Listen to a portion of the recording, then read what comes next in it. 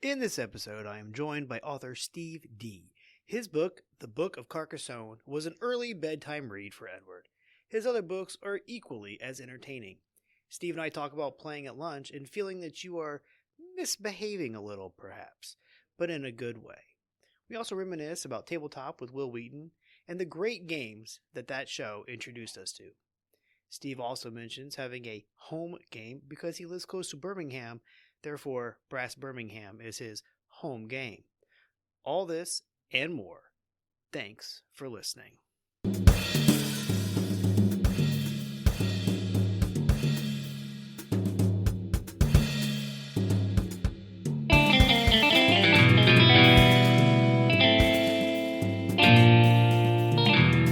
All right, welcome to Legend Board Game. I'm your host, Adam Collins. And joining me today is board game author Steve Dee, calling in from across the ocean in England.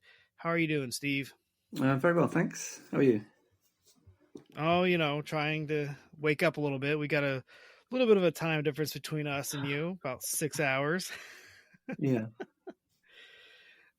So Steve is an author whose book came up years ago. My son and I were reading board game books as his bedtime story, and I came across the Book of Carcassonne, and we read it because we love Carcassonne. We used to play it every night. And so I bought the Book of Carcassonne. So fun. Also one of my favorite games. And then from there we read Ticket to Carcassonne, and then recently you released the Book of Board Games, and I had to go get that one too. So that's how I came across you. And how does I guess my question is, where do you come up with your ideas to just sit down and write a book, and how long does it take you to get through one? When I first got into the hobby, when I first got into playing these modern board games, I struggled to find people to play with. It was what I actually did, which I know is something that's just quite close to your heart, is I used to play with a lot of my friends at lunchtime at work, but I couldn't get my family to play, and I didn't have a regular board game group, so it was just that little thing that kept me going. And I found I got so obsessed with board games. I absolutely loved them, and I was watching videos, YouTube videos all the time, making notes, making lists of games that I wanted to buy. And as these notes got longer and longer, I started to think of sort of funny little stories to do with it, and all these things just kept coming together. And I thought, so when I first got into the hobby, there was no sort of book that gave you an introduction into the hobby. And so I started making these notes, and I suddenly realized that these notes would, in fact, if they were expanded and written out in readable form, would be useful to other people who were like me. So really, I did it as a sort of public service, really. I didn't expect anyone to actually buy it, apart from maybe half a dozen people. I just did it.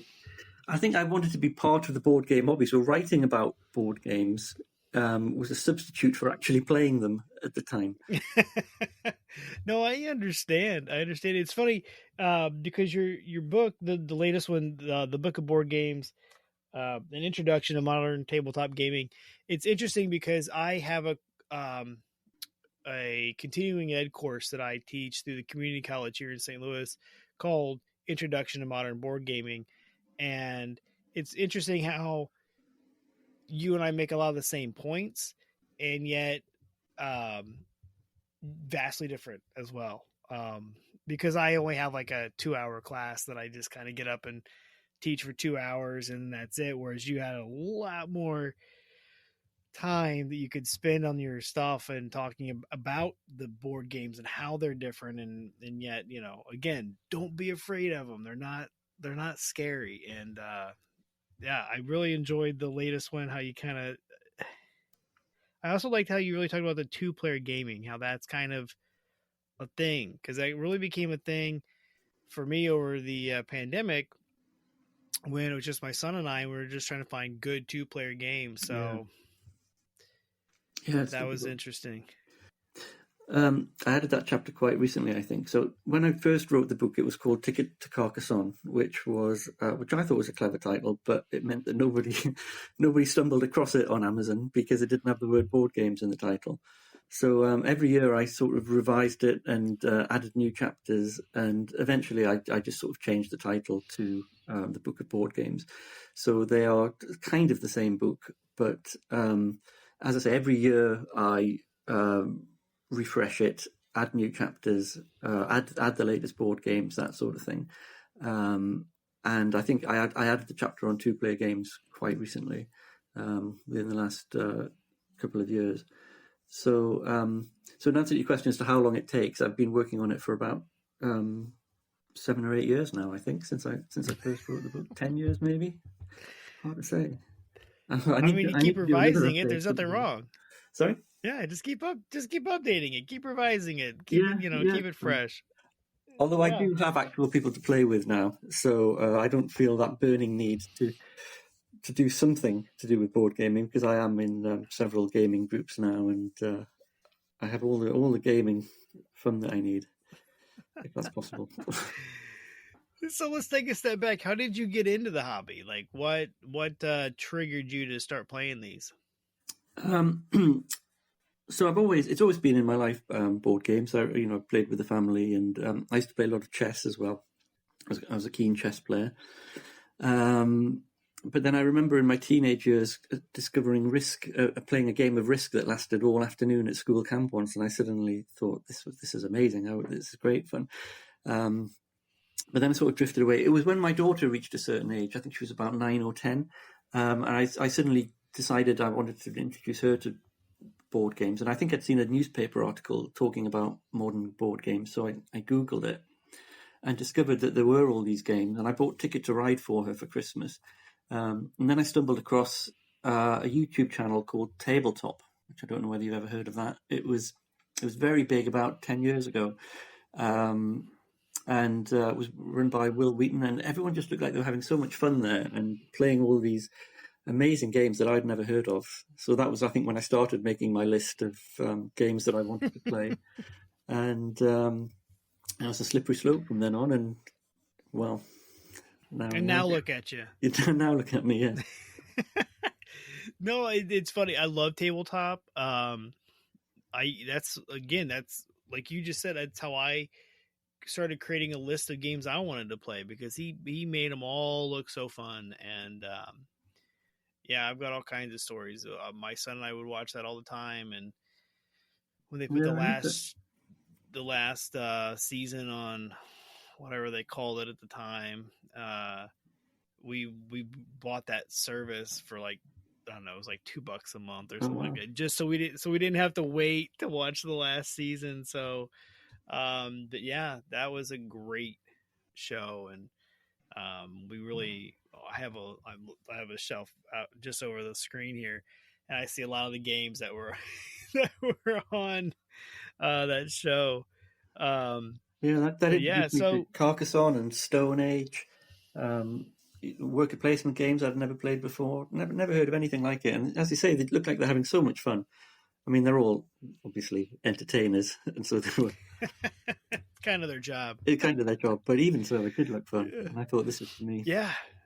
Oh man, Fortune and Glory, Champions of Midgard, Lords of Waterdeep. Oh my gosh, the list just goes on and on. They have played so many great games. Stone Age is fantastic.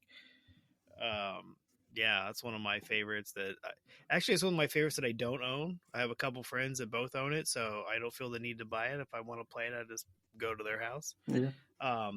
But Carcassonne, man, I've got it, and I don't even know how many expansions and add-ons and stuff, which is why I loved your book so much, because you could just kind of keep going through, and then this one and this one and this one.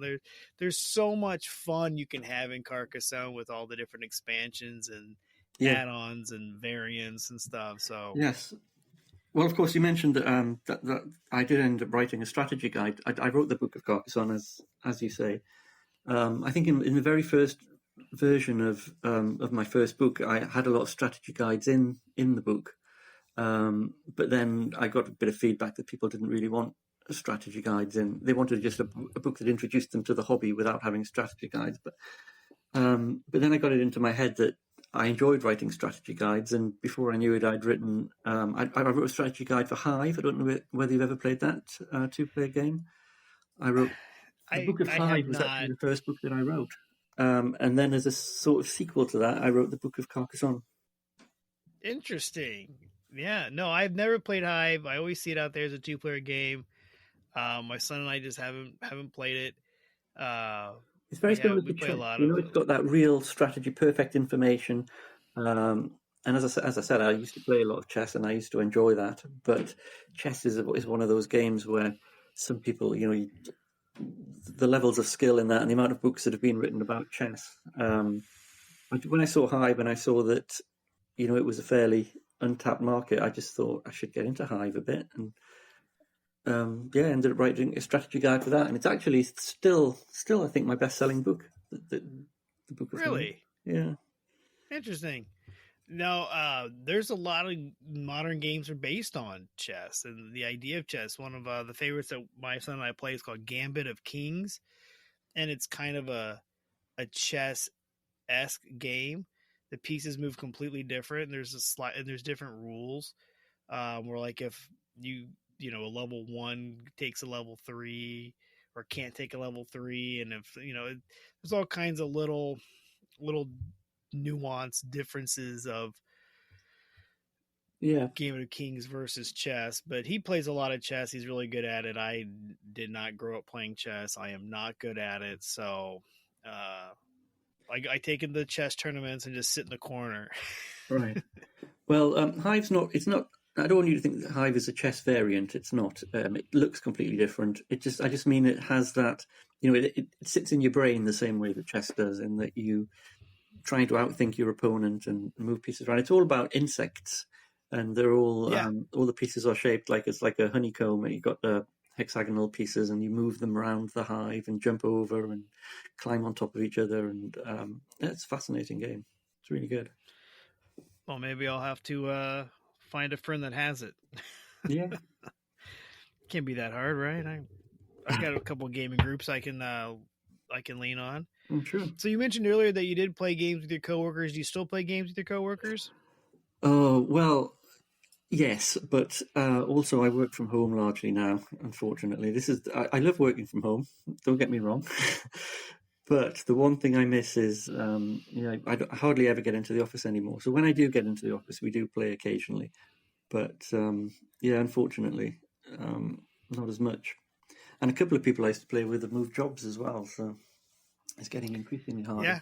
But I Yeah. know it's kind of your thing, lunchtime board gaming, and so I just want to lend my wholehearted support on that. I think it's a brilliant thing. It was really exciting playing at lunchtimes. We would go and book a meeting room somewhere, and then we'd go through the office carrying bags with games in them, and it really felt like we were doing something naughty, almost like we were misbehaving. Right. It was brilliant. Absolutely. Yeah, you get you're like trying to sneak in, and Yeah, everybody knows what I you're just didn't want to doing. make a big deal They of it. know what you're doing. Yeah, I was worried yeah. somebody No, would I try and had stop that. me, but no one ever did. Occasionally, a manager would find out. One of the big senior managers would find out what we were doing, and they'd sort of raise their eyebrows or something. But nobody ever tried to stop me. And as you say, as you know, it does create a much better working environment. It's a bit of fun. It takes an hour. You take your sandwiches in with you to play a game, and everyone's happy. And it was the highlight of my week. We used to play at least once a week, and it was always the highlight of my week, that game and such. And I used to take them in, Yeah. and I'd learn them the night before, take them in, set them up, teach everyone, try to keep it down to an hour. Didn't always succeed, but yeah, it's brilliant playing I those mean, times. you can't always hit that 60-minute mark, but you try. I get As it. long as I you try, that's understand. the And main thing. the ones that take a little longer, maybe on a Friday. So when you were playing, if you were going to play a half-hour game, what game are you going for? What's your go-to 30-minute game? Well, at lunchtimes, I always used to go for a 60-minute game. So it doesn't come into that category. But the game nights that I go to now, I am in a couple of local gaming clubs. I was there last night actually, and we tend to play a big heavy-ish game, medium heavy game, and for most of the evening, and then we'll end up with a 30-minute game afterwards. So I do play the 30-minute games, and the one that immediately comes to mind, because you tend to sort of move on, don't you? You tend to play a game for a bit and then move on to the next one. But the one we're currently playing quite a lot of is Startups, which is an Oink game. Have you heard of that one? About all about being the major shareholder in and sort of moving No, cards I'm around. familiar with Oink. I'm familiar with Oink games, but I've not played Startups. No. Well, I recommend it to you. I think it's a brilliant 30-minute game. So that's the one we were playing last night. And that's the sort of the current one that I would always get out at the moment because I haven't played it enough yet. I've only played it 4 or 5 times, so I still want to play it some more. But the game that I would mention that takes 30 minutes that I've played to death, played over and over and over again, so much so that I feel I can't take it along to game nights anymore, is another Oink game, which is called Durian. And everywhere I take it, it goes down brilliantly. Everybody loves it. It's about it's a it's a well used theme about gorillas running a fruit shop and taking orders from customers. I'm sure you've played dozens of games about gorillas running fruit shops, but this is the best one in my opinion. There's Yeah, so many games about. but Durian by Oink Games is my favorite of Oh, that genre. that's oh man, I love the box art on that thing. That's hilarious. Yeah, so it's got the Hanabi mechanic Yeah. where everyone can see your card apart from you, and you've got to sort of bid on what you can see. You bid and bid until eventually someone goes bust, and you all reveal your cards, and everyone laughs at the person who fell for the trick. It's brilliant. I'll define that one. I have a handful of Oink games. I have Scout. Scout's my favorite. Yes, that's good as well. Yeah, I like that one. That that's one of my favorites. But I have not heard of Startups or Durian. But I mean, just the fact that it's gorillas running a fruit stand. I mean, Yeah. I'm sold. I'm sold on that one. So, what about a 60-minute game? What's your current go-to 60-minute game? And it can't be Carcassonne. Oh, okay. Well, It can be Carcassonne if that's your game. I love Carcassonne. yes, that I mean I literally wrote the book on it, so it is my go-to 60-minute game. Absolutely. But What's your favorite expansion? oh, I like playing the Princess and the Dragon because it's fun and it kind of Yeah. because Carcassonne can be quite a serious game. With a lot of strategy, you head trying to work it all out, and every now and then I just want to just relax and enjoy it. So I like to chuck in the Princess and the Dragon.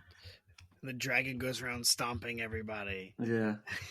Um, I but like Castle, where you like build the castle and then you take the pieces based on the shadow of the castle. oh yes, yes. And then Hills and Sheep. I don't know what it is about Hills and Sheep. I absolutely love Hills and Sheep. I like all the expansions. They all bring something different to it.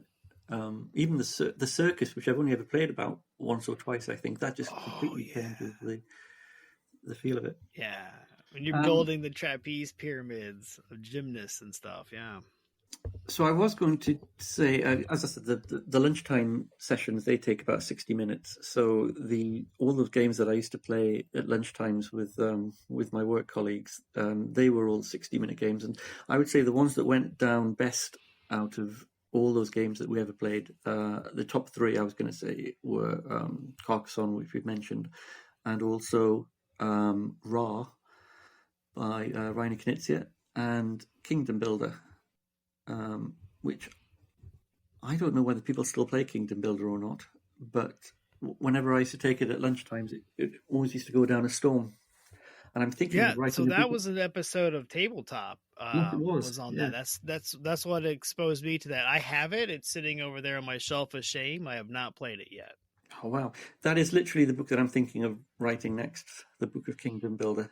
But even though Carcassonne and it is a very famous game, whereas Kingdom Builder is I'm not sure whether people play it or not. So I don't know whether I may be making a mistake in that one, but that is what I'm thinking of at the moment because I love it so much, and I played it over and over and over, and I played it online a lot at some board game arena.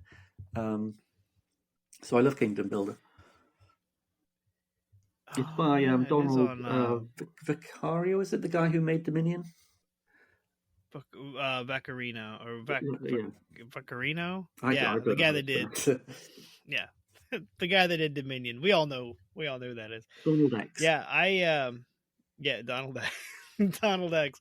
I always like to read his name as Donald times Vaccarino. Yes. But yeah, that one's on my list. It won the Spiel des Jahres, I believe, also. Yeah, I think it did. And yeah, and it's got a bunch of expansions and the big box and everything. So it's definitely something I want to get into. And then yeah, and it did have a pretty hilarious episode on Tabletop. Yeah, it was good. So I think I picked it up off Facebook Marketplace or something for like $10 from somebody, and then I Oh, just you haven't should had give a it a chance to try. play it. Really good. Oh, absolutely. My son and I think are looking to play it. We try to play a lot of the Spiel des Jahres games that we haven't played, so that one's on the list. So I definitely want to get to it. What game are you currently playing?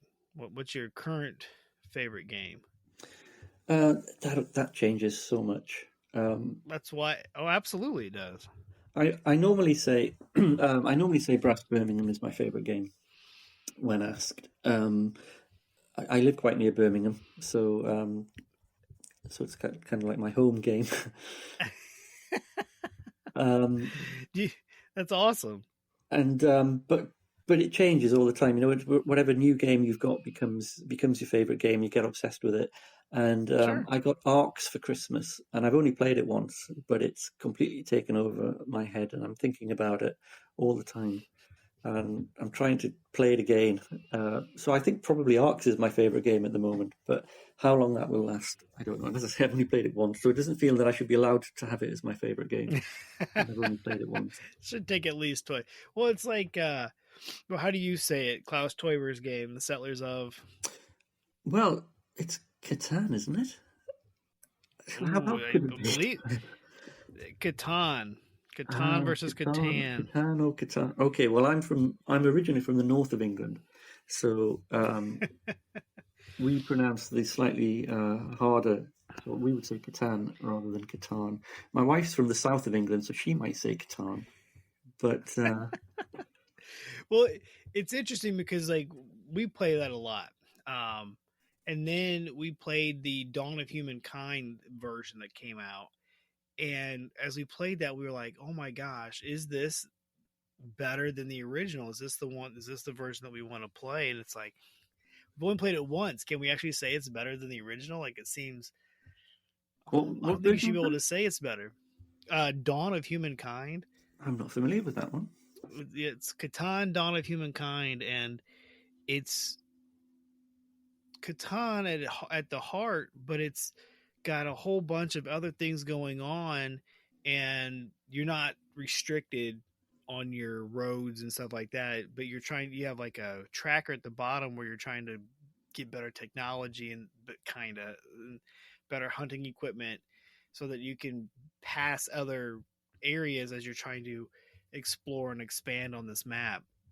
Sounds interesting. And oh, it was fantastic. When we played it, all of us were just kind of like, this is fantastic. Like, wow, I didn't even know this was a thing. So, but yeah, so like we only played it once. Yeah. The board game club that I go to has a game of Catan on there almost every week. There's a guy who brings it and plays it, and it's almost always there. It's almost always there as an option for me. It's amazing that game is still popular after all this time. 30 years this year. Yeah. 30 I still play years. sometimes. You know, sometimes if I haven't learned a game, I go, I just fancy a game of Catan, so I'll go and join in. I'll mention this new version to the guy. Maybe he'll be interested in it. Is it a new version? Yeah, well, it came out a year or two ago. That's pretty new. But then the newest one just came out. It's called New Energies. I haven't played that one yet. I've got it. I just haven't had a chance to get to it. And you've got to build power plants and convert them from coal to solar or renewable energy of some sort. Yeah. But I play Catan so much. I literally just bought a new base edition because my base game was so old and so beat up that I just had to buy a new copy because the cards are all chewed up. The tiles are all warped. And so I'm like, Thanksgiving here, they had it for $25. Yeah. It's been played. I figured out it has been played over 300, probably over 400 times. Wow, you got your money's Yeah, worth. it's. I certainly did. I certainly did. So, what about a hidden gem, Steve? What game do you love? You don't think enough people know about? Well, I mentioned this earlier that I mentioned that I think some of the games that I first got into, the ones that I used to watch on tabletop, I think some of them, I think people don't play them anymore. So when you asked me for a hidden gem, my immediate thought was games that were popular 10 years ago, but everybody's forgotten about now. Yeah. And there was a game called The Estates that we used to play a lot. It was briefly popular. It's a really mean auction game, and we used to play that in lunch breaks. And then there was Downfall of Pompeii, which was by the creator of Carcassonne. Of Carcassonne, and then where you like throw people into the volcano. That's the one. Yes, we used to love that. No one talks about that anymore. I haven't seen that for years and years and years. And Isle of Skye is another one. Oh yeah, which is I think Alexander Pfister game. It's really really good. I haven't seen that for years. And you know what? I also wrote down Dominion as well because I think people have stopped playing Dominion, and I just looked it up, and it's very hard to buy now. I think it might be out of print. So those are all games that were really. So if anybody who's been in the hobby for more than 7 or 8 years will definitely remember those games. But I don't think new people to the hobby know they exist probably. But just to pick one that I think wasn't ever really popular and which I bought based on a review that I saw by a guy in this country. I don't know how to pronounce this. Shamans. I feel as though it's the plural of shaman, so I feel as though it should be shaman, but apparently it's not. It's shaman, which is a sort of trick-taking game with a hidden traitor, and it's brilliant. There are one or two of the tricking games with hidden traitors, but this is my favourite of all of them. Really, really good. That was the last game that I played. I played it a couple of weeks ago in a lunchtime session at work, and it went down brilliantly. And the guy who was the hidden traitor played an absolute blinder and played everyone off against each other, and there was much laughter, and it was brilliant. So he nailed it. He did, yes. He deserved to win. That's awesome. What about, so my newest question, inspired by my last guest, is a grail game, a game that you're trying to find that you haven't been able to find. Either you haven't been able to find it for a good price or you can't find the right edition. Yes. There are two that come to mind. They're games that I missed when they first came out for whatever reason. Perhaps they're just because at the time when they came out, I had so many other games on my list that I didn't buy these. Or perhaps they just went out of print really quickly. And they're games that I probably could get on eBay if I was prepared to break the bank. But I've heard good news on this, which they're both of these Grail games are coming out in new editions quite soon. So I'm very excited about this. The first one, which has been coming soon for several years now, is Nations. Which I remember at the time I saw a YouTube video which compared Nations to Imperial Settlers, and they said, "Oh, you don't need to buy both of these games; they're very similar. Buy one or the other." And I bought Imperial Settlers, and I regretted it ever since because I think I should have bought Nations. But I've heard that they're working on a new version. I don't know whether it's going to be one of these £200 Kickstarter things or whether it's just going to be a new edition. I hope it's a nice edition, but not a silly price edition. And the other one, which I know is coming out very soon, is Dogs of War, which there was a YouTube channel that I used to watch back when I first started, and one of the people on there made it their game of the year when it came out, whatever year it was, about 10 years ago. And so I made a note to buy that as soon as it came back in print, and it hasn't been back in print ever since. So I've been waiting for it for 10 years, and I've heard it's coming soon. So I've not heard of that one. I've heard of Nations. I haven't heard of Dogs of War. so it was made by Simon Games. Um, it's not a typical Simon Games make a lot of miniature games, not the little plastic figures. Sort of war games and with lots and lots of miniatures. It's not really one of those. It's a little bit of a departure for them. It's got some miniatures, but not loads and loads. But I don't know too much about it myself, to be honest, because I've never played it. I remember that video from 10 years ago, and people saying what a great game it was, and I missed it. So, there you go. That's my Grail game, Dogs of War. Yeah, I've never heard of it.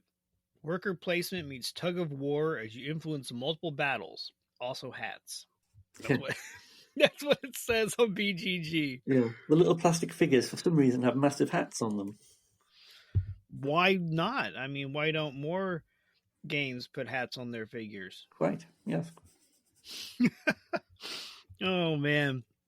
So when you play a game, with colors, is there a specific color that you like to be? Yes, green. Green. I think that's going to become the top. Green and blue seem to be the top colors. Well, I think I picked green because when I first started playing, a lot of people seemed to want red or blue. And I wanted to have a color that was my color. Because if I'm playing a game and somebody else is green, I'm going to be moving their pieces around because I play green so often. That's going to happen. So I kind of chose green because it was the color that other people didn't want. I didn't. Also, I was in green at school. That was my sort of, what do you call it? Class, green class. I don't know. But I actually do genuinely like green as well. So yeah, that's my color, and nobody else can have it. Especially if it's my game. If I'm bringing the game, I'm playing green. That's the rule. And I get upset when there is no green as well, because that doesn't always happen. Kingdom Builder doesn't have a green, for example. It's very upsetting.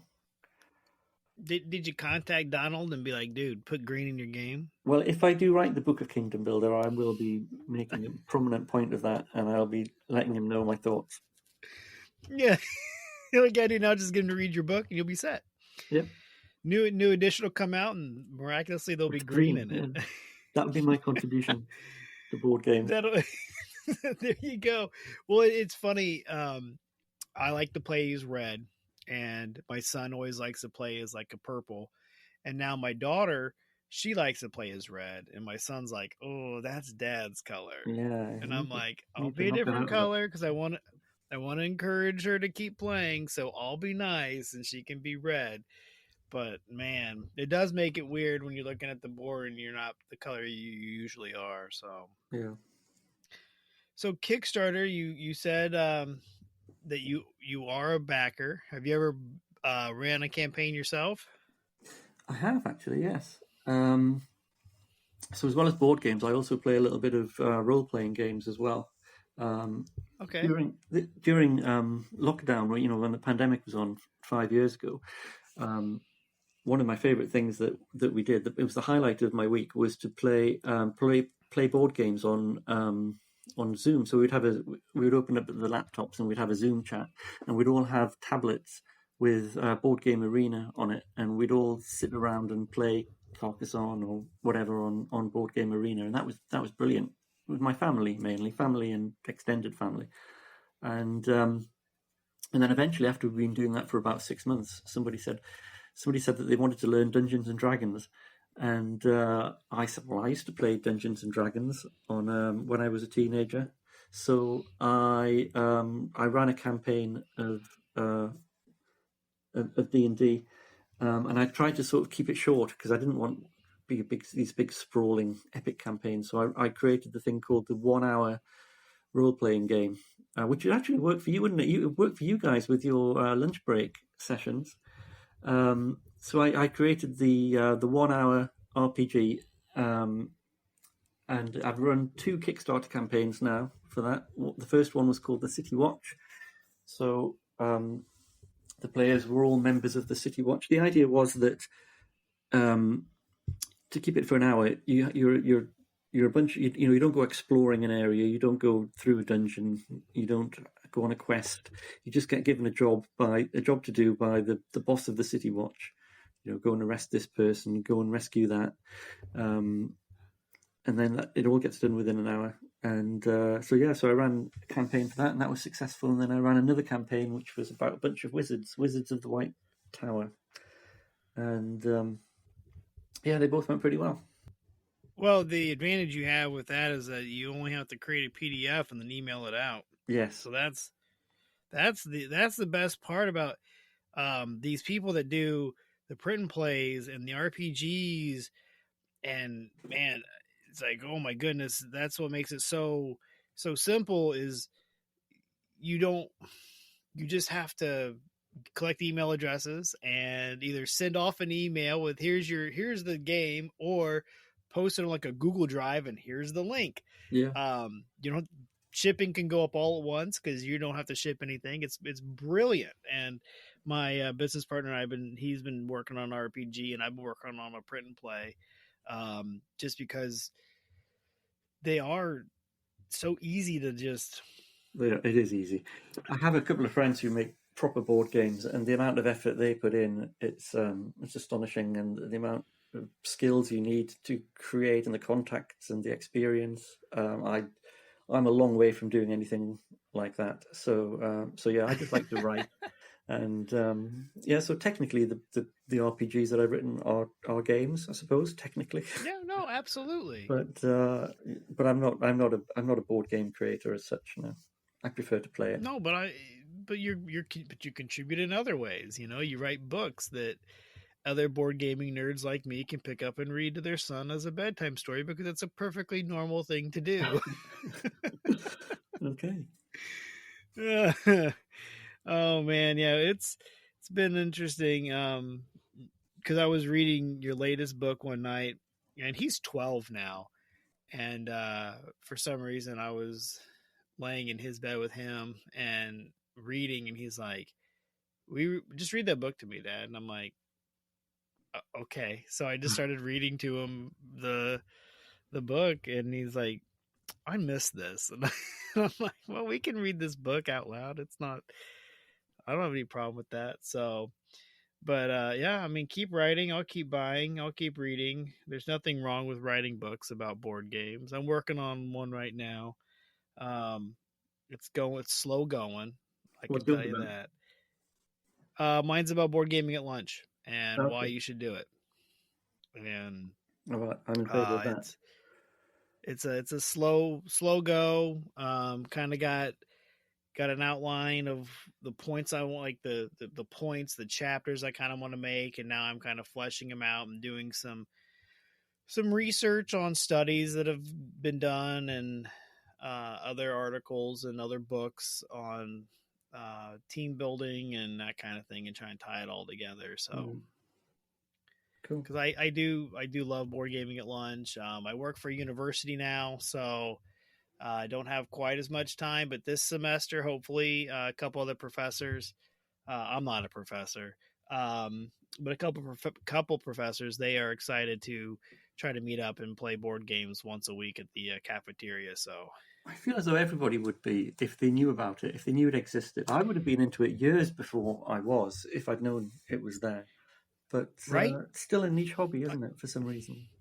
Yeah, and I completely agree. Like I went to a very large university, and I am shocked that I was not exposed to Catan and Carcassonne. Well, what year did Carcassonne come out? 2000, 2001? Yeah.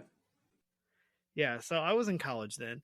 So Catan, Carcassonne, like why was I not Ticket to Ride? Like why was I not exposed to that? Because I went to a very large college, and we had like all kinds of, we had a club for everything, and I just guess I never looked at it. Like there was, we played the crap out of Monopoly and Risk, and not so much Clue, but Monopoly and Risk were the two.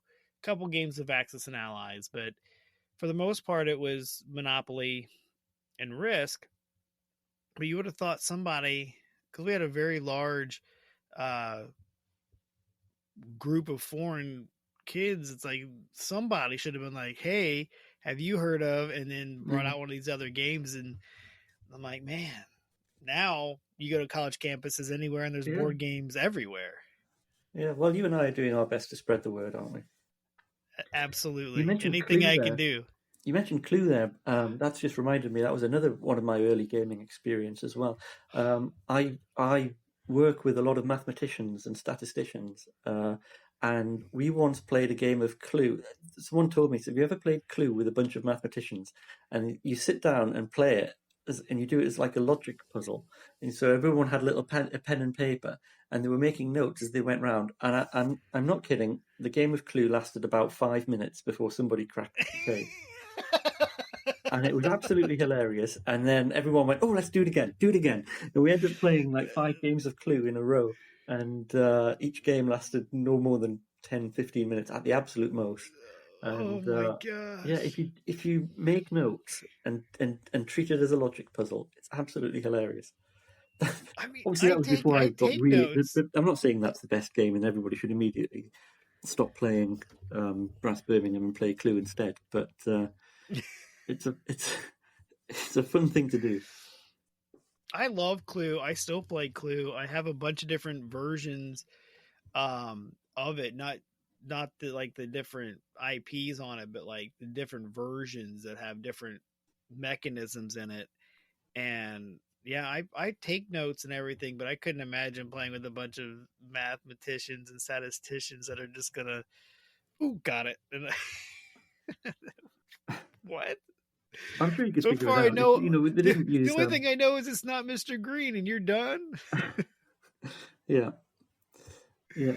That's awesome. But once you figure out the strategy to use, about how you how each bit of information allows you to tick off another suspect or whatever, and you start applying that logic, it is brilliant. You don't need to be a statistician, really. It's just they all happen to be the sort of people who found that sort of game fun, and yeah, well, I thought it was fun as well. I thought it was hilarious. Yeah. But it's not Clue over there. It's Cluedo, right? It is Cluedo, yes. I was translating for your audience. Yeah. I've had a couple people on from England, and they're like, "It's Cluedo," and I'm like, "Oh, yeah, it's Cluedo." Yeah. I think Cluedo's a great name. Yeah, the mashup with Ludo, sure. But no, it's I love it. I still play it. I've got a couple editions that I haven't played yet that add a little thing like Star Wars Clue, where if you can be seen by a stormtrooper, then you can't make an accusation. And but like little things that just kind of change the mechanic a little bit, and then Master Detective with the bigger board and stuff like that. So they're fun. Clue's always a good time, and even if you do take 5 minutes to play it. Yeah. Well, Steve, I want to thank you for being on the show today. If anybody wanted to reach out to you, how can they do that? I don't know. I have a website, actually. It's called Ticket to Carcassonne, which was the name of the first edition of Book of Board Games. I think there's a contact thing on there. That's how I reached out to you. Yeah, great. Yeah, so that does work. Yeah. Yeah, there's a website, sort of website and blog that I wrote for quite a long time. I've sort of slowed down a bit on that now. I haven't published anything on there for a while, but it's still there. It still exists, and you can still contact me on it. Yeah. Well, the books are the Book of Carcassonne and the Book of Board Games. They're both available on Amazon. Go get them. Give them a read. Really get into Carcassonne because that game is fantastic. And then you can really go down the road of Carcassonne, and there's all kinds of variants and expansions and I should mention my co-author on the Book of Carcassonne was Dan Chard. I'd feel awful if I was talking to you for an hour and largely about the Book of Carcassonne, didn't mention that I had a co-author on that he was the expert on the game, and he gave me a lot of strategy tips. Dan Chard. Yes, I should definitely mention him. I'd feel awful if I forgot. Yeah. Yeah, and then there's also good pictures in the books to help you out, especially in the Carcassonne, talking about how it scores and the strategy and stuff. So definitely, if you like Carcassonne at all or are interested in Carcassonne, this book is an absolute must. Go get it. It's quite an entertaining read. As usual, if you want to reach out to me, it's eatlunchandboardgame.com, facebook.com/eatlunchandboardgame, and you can always email me at eatlunchandboardgame@gmail.com. And remember, board games build bridges.